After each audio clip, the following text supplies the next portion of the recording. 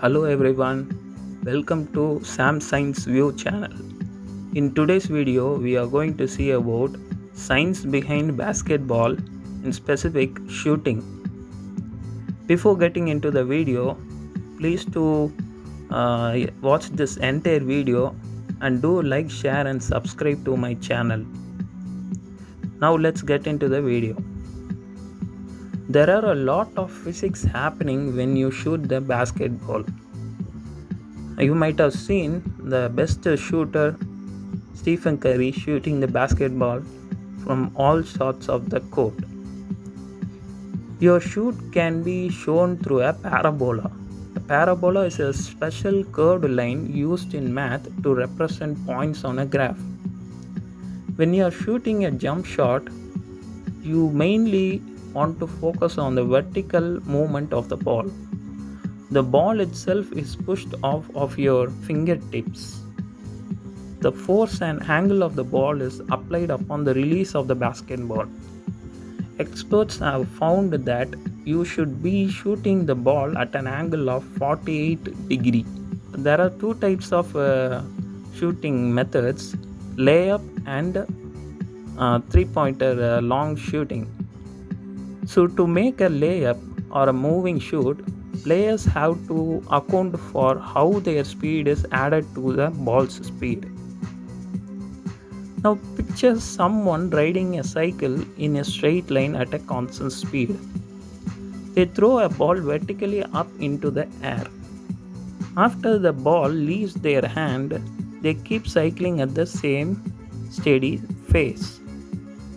From the perspective of the cyclist, does the ball land in front of the cyclist, with the cyclist, behind the cyclist? Pause here for a moment to make your prediction.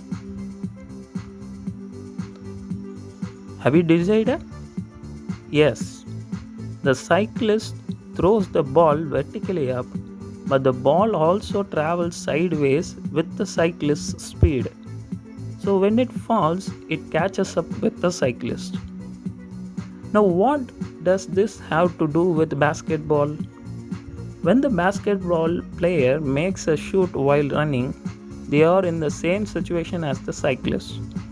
Novice players often miss their layups because they tend to push the ball forwards towards the hoop instead of throwing it straight up. But a trained player knows to throw the ball up instead. Just like the cyclist, the player's forward speed is added to the ball speed. And if they don't account for this, they will miss the shot. Similarly, if a player moves from left to right while shooting and aims for the center of the rim, the ball will miss and land to the right of the rim. To make any moving shot, players need to correctly account for how their speed is added to the ball speed. When you are shooting a layup, you are more focused on momentum. The velocity on the ball is the sum of your speed and the ball speed. This means that a layup doesn't need as much force. As you go in for a layup, you will not want to accelerate but decelerate. The concept of inertia says that objects in the absence of any force will keep their original speed and direction.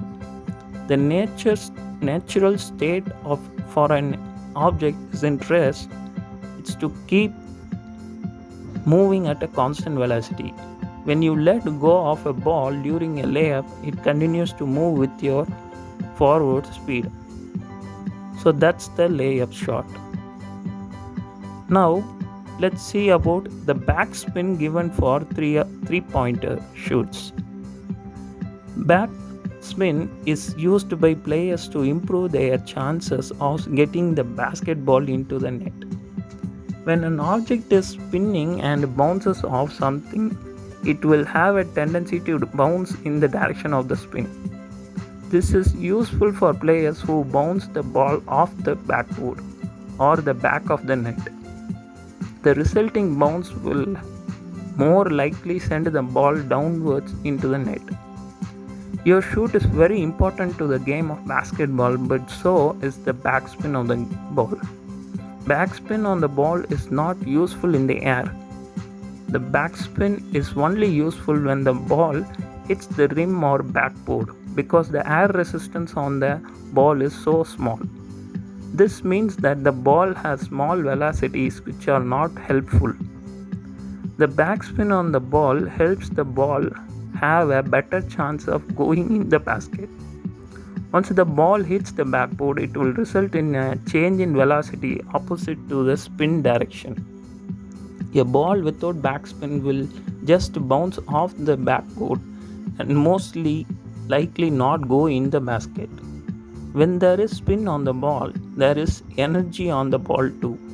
When the ball hits the basket, some of the energy is transferred to the basket. The transfer of energy is caused by friction. Putting a backspin on a ball while releasing it could also help improve the chance of making a shoot. The backspin one puts on the ball while releasing it allows the ball to travel the slowest possible speed in the air and a less violent rebound when it hits the backboard or the rim. This suggests that while taking a shot, putting spins on the ball is essential and has greater chance of going in compared to a shot that has no spin at all, also known as knuckleball. One has to keep in mind while shooting a ball that strength is the most important factor as well. According to Newton's third law, for every action there is an equal and opposite reaction. When a player is shooting a ball, he would apply force to the ground and force would apply back to him so he could jump. As he jumps, the force that let him jump also apply to the ball, therefore allowing him to shoot the ball with that force. In other words, the more force a player puts on the ground, the more force would be applied to the ball. Therefore, in order to shoot a ball well and consistent, lower body power matters as much as the upper body. The stronger you are, the more likely you are able to send the ball in a higher point and faster speed, therefore could help improve the accuracy of the shoot. So that's about the basketball shooting. What is the science behind it? Hope you got some facts about it. Do like, share, comment about this video and to subscribe to my channel. Meet you in the next Science Behind a Sports series. Until then, it's goodbye from Sam. Take care.